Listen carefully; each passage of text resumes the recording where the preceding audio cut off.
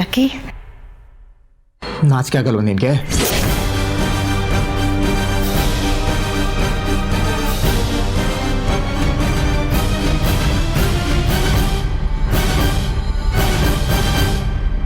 ಏನು ಎಕ್ಸ್ಪ್ಲನೇಷನ್ ಕೊಡ್ತೀರಾ?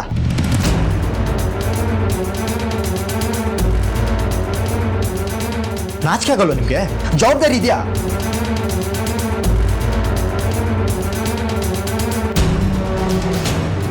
ಊರಲ್ಲಿ ತಲೆ ಎತ್ತಿ ಓಡಾಡಕ್ಕಾಗುತ್ತಾ ನಾನು? ನೀವೀಗ ಮಾಡ್ತೀರಾ ಅಂತ ನಾನು ಅನ್ಕೊಂಡಿರ್ಲಿಲ್ಲ. ಮುಚ್ಚ ಬಾಯ್, ಎಲ್ಲದಕ್ಕೂ ಯಜಮಾನಿಕೆ ವಹಿಸ್ಕೊಂಡು ಬರಬೇಡ.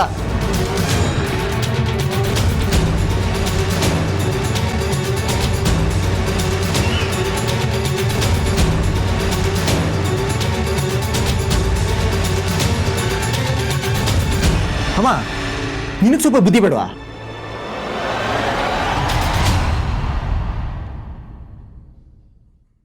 ಲಕ್ಕಿ,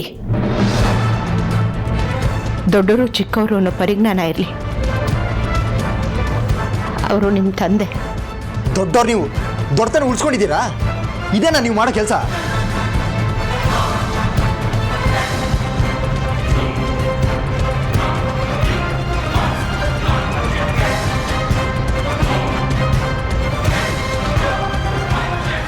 ನಿಮಗೆ ಒಳ್ಳೆ ಮರ್ಯಾದೆ ಕೊಡ್ತೀನಿ.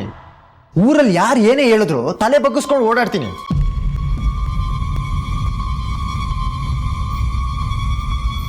ಹುಟ್ಟೋ ಮಗು ಸಂಪೂರ್ಣ ಜವಾಬ್ದಾರಿ ನಾನೇ ನೋಡ್ಕೋತೀನಿ.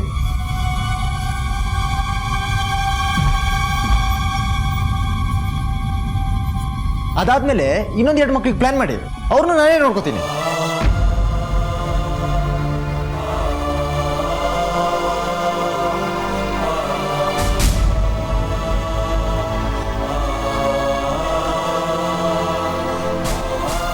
ಇನ್ಮೇಲೆ ಎಲ್ಲೂ ಹೊರಗಡೆ ಹೋಗೋಕ್ಕಾಗಲ್ಲ. ಆ ಥರ ಮಾಡಿದ್ದೀರಾ.